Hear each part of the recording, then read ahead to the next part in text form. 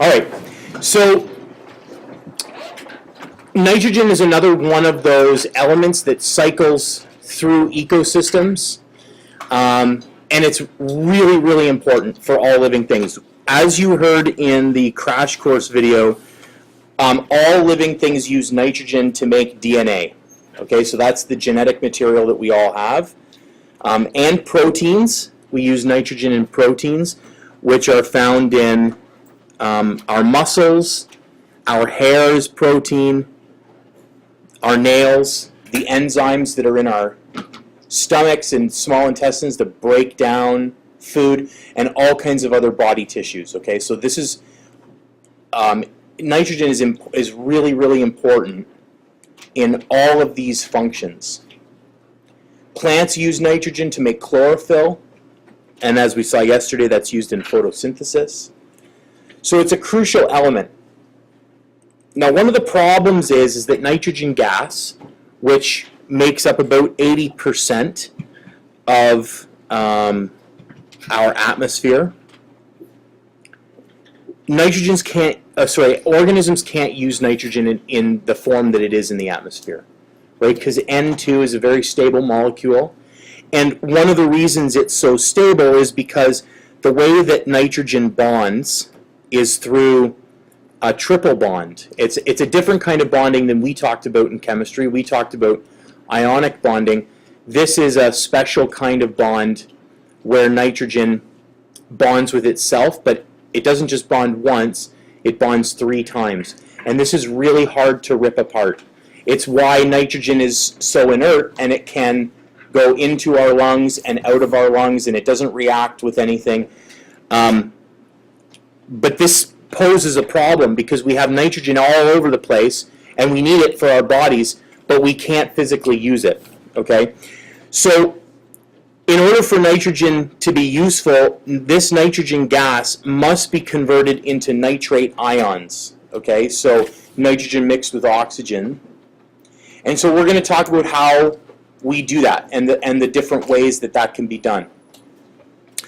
So as he said in the crash course video, nitrogen has to be fixed, and we call this process nitrogen fixation, and where we convert atmospheric nitrogen into nitrates. So it happens in 2 ways. Number 1, lightning. So when we have lightning strikes, we get some nitrogen that's fixed. Now that only accounts for about 3% of the world's nitrogen fixation. So this is not a big factor, but it is something that does help fix nitrogen for us. Energy from the lightning causes nitrogen and oxygen in the atmosphere to react, and that produces the nitrates that we need.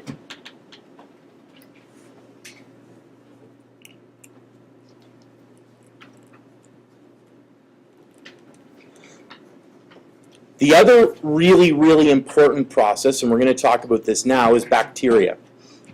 Okay, so bacteria convert nitrogen gas into a variety of nitrogen-containing compounds: nitrates, nitrites, and ammonia. Okay, these bacteria are found in the soil. So in the soil, there's all kinds of bacteria, and we also find these bacteria in nodules of the roots of legumes.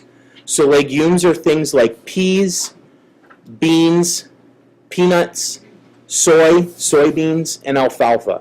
So these are just some examples. These are just some examples of where we find these types of bacteria, right? The nodules of root legumes. And the bacteria supply usable nitrogen directly to the plant, and then the plant absorbs that nitrogen and we can eat it.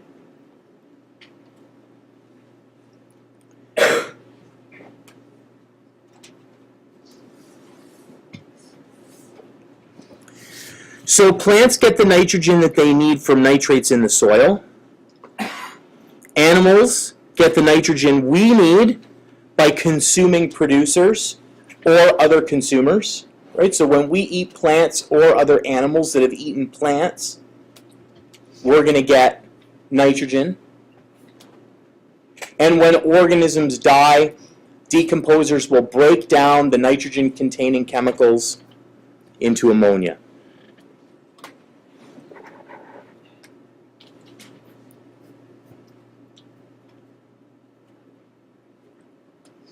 So this is one of the reasons when soil has to contain these types of bacteria for it to be really healthy, so that it can go into plants. This is one of the reasons why farmers will cycle their fields, and every once in a while they'll leave one field dormant, and another time they will grow soybeans in one field because that's a legume, and that will put a whole bunch of nitrogen back into the soil. And then once that field's done and it's kind of been topped up with nitrogen from the legumes, then the farmer can then plant, say, a crop of lettuce or a crop of corn, which then will suck up some nitrogen, and then the next season they will put soy or another type of legume back into that region. Farmers will do this where they'll cycle their fields, especially organic farmers who don't use chemical fertilizers. Okay, and we're going to talk about chemical fertilizers in a moment. Denitrification is the opposite process to nitrogen fixing. Okay, denitrogen, this is basically through the use of a different type of bacteria, denitrifying bacteria, and this converts nitrates back into nitrogen gas. And it's done by bacteria as well. We're going to take a look at the nitrogen cycle in its entirety, but before we do, we'll talk about chemical fertilizers and this process called eutrophication, which is really, really, really important for our understanding, because it talks about something environmental that we're doing that's not great. So, a long time ago, people realized, hey, it takes a lot more work to cycle crops and to grow legumes and to put this nitrogen back in the soil naturally. So they created chemical fertilizers that have nitrogen and phosphorus in them. They're built in, and you just sprinkle that on the soil, and that puts nitrogen back into the soil. Okay? And we even use those in our gardens or on our lawns at home. And so there's some downside to that. Yes, you get plants that are rich in nitrogen, and they use it, and they can grow bigger. But unfortunately, the water dissolves when we water a field or a garden. That the water dissolves the fertilizer, and that's what provides nutrients to the plant. However, water from our gardens or from farmers' fields then runs into local water. So it goes into the water table, it runs off into streams and rivers, and it takes all those nutrients with it. It takes all that nitrogen with it into our rivers and then into our lakes.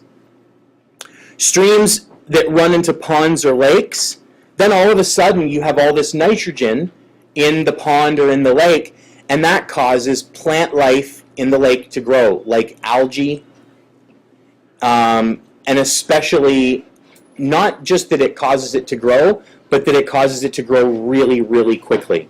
Okay? So this process of adding nutrients to lakes is called eutrophication.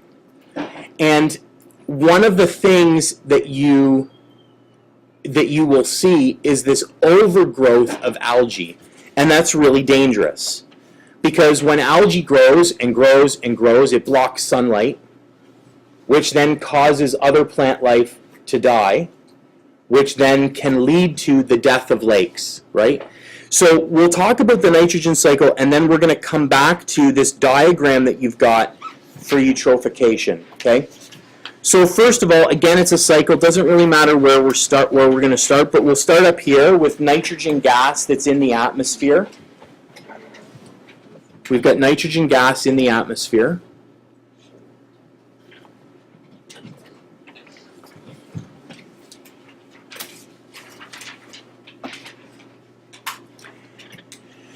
And lightning strikes, creates nitrates and nitrites.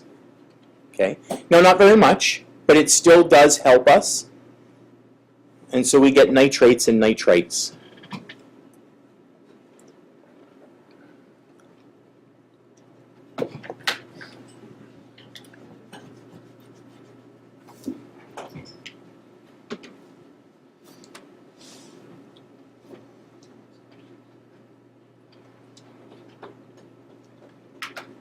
Okay. Following this path down, we see that we've also got nitrogen-fixing bacteria, and that's in the soil. And the nitrogen-fixing bacteria is what we've talked about before. You can see that there's this little diagram of the root nodules of the legumes.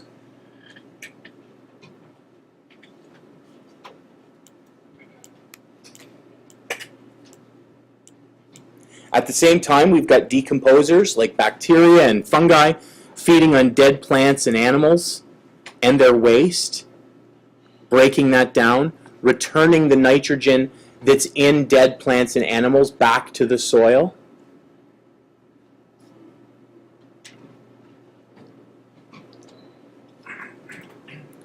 And now that these processes are ongoing, we have soil that's rich in nitrates, nitrites, and ammonia, which is kind of what we need and what we want.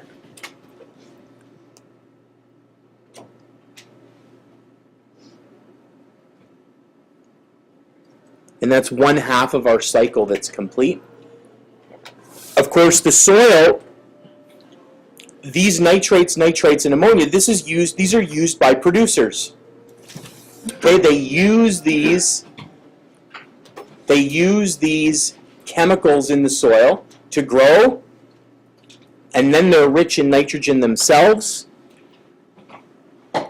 And from here, nitrogen then moves through the food web. So when primary consumers eat producers, we get a transfer of nitrogen. When secondary consumers eat those primary consumers, we get a transfer of nitrogen all the way up to the top carnivore in a food web. And we get this process that goes through where we have a continual transfer of nitrogen. And eventually, those consumers die, they decompose, and the nitrogen is returned to the soil. Okay. The last piece is, of course, the denitrifying bacteria. That takes the nitrogen, the nitrates, the nitrite, the ammonia that's in the soil, and then turns it back into nitrogen gas. And for this course, you don't really need to know the name of the enzymes that creates the processes, or that helps the processes to happen. It's just enough that we recognize that it's special kinds of bacteria that does this. And that's the nitrogen cycle. And it will continue in a loop like that.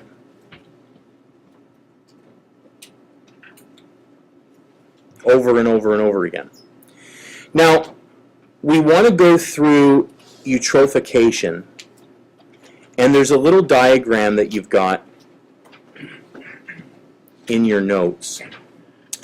And we're going to pick up from where these chemical fertilizers,